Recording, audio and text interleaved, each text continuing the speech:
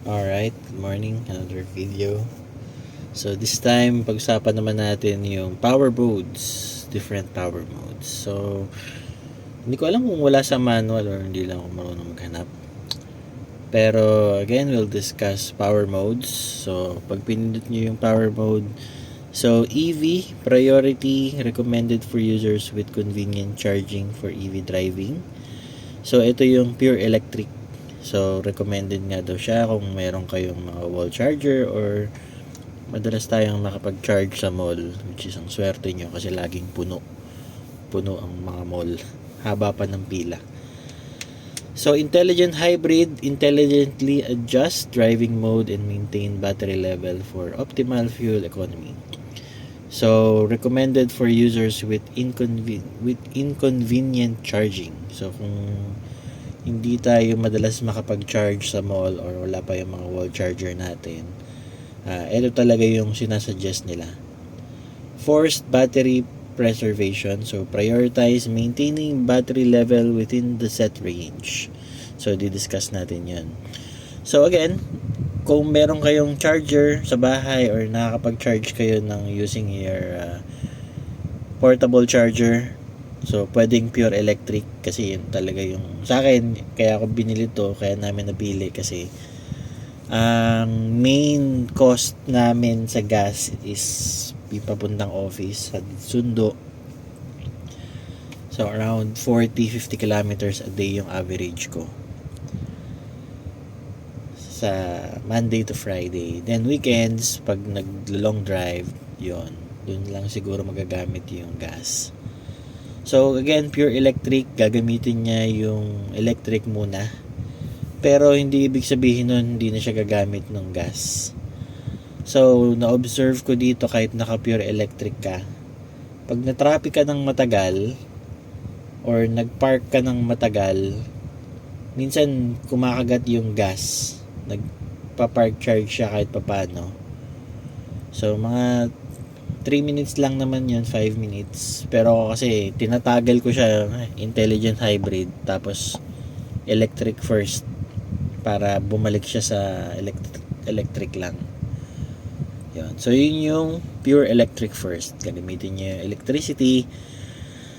Yung na-observe ko dito while driving, hanggang usually pag naka 10 kilometers na lang yung nag-o-on yung makina para mag-charge siya. Yung intelligent hybrid naman, so for intelligent hybrid, ito yung baala na yung computer mag tansya kung ano yung gagamitin, electric ba or gas. So nung nakakapag long drive ako, yung intelligent hybrid, hindi ko rin masabi kung may threshold ba, pero definitely pag mabagal yung sasakyan mo, mga 0 to 30, 40, electric yung gamit niya. Then pag bumilis ka na, doon na nag-gas. Pero parang priority pa rin talaga niya yung electric eh. Yun yung observe ko. Yan. Yung mandatory power maintenance naman, so discuss ko rin kung para saan ginagamit to. So nakalagay dyan, pag pinindot nyo, meron kang cut off power for compulsory saving. Ito yon. And then may slider ka dito kung ilang percent.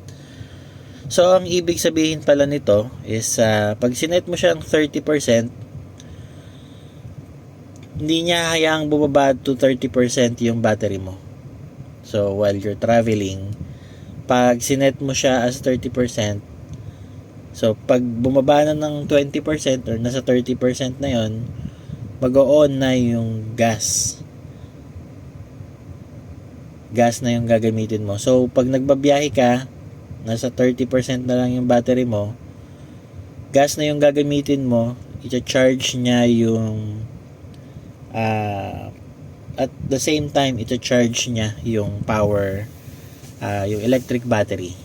So hindi ko alam kung ano yung mileage nun. Syempre nakakababa ng mileage yun dahil nagpapatakbo ka na ng sasakyan tapos nag-charge ka pa ng battery.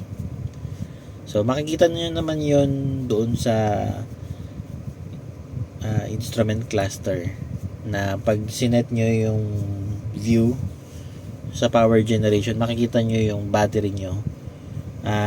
Bukod sa pinapaandar yung sasakyan, china-charge niya yung battery. So ang question, para saan to? Saan mo siya gagamitin?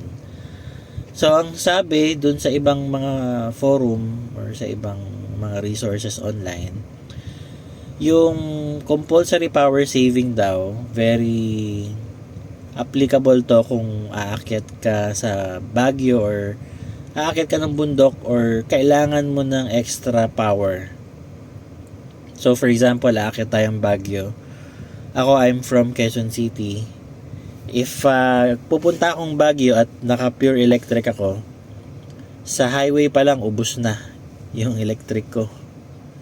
So pag paakyat na ako ng Baguio, malamang sa malamang internal combustion na yung gagamitin ko, ICE na. So alam naman natin na pag electric yung gamit natin, talagang ang lakas ng hatak niya. Sa paahon, pag electric, wala akong hirap kasi iba-iba talaga yung electric na motor pag gumana. What else kung ano pa kaya kung nagtulong na yung internal combustion natin tsaka yung electric.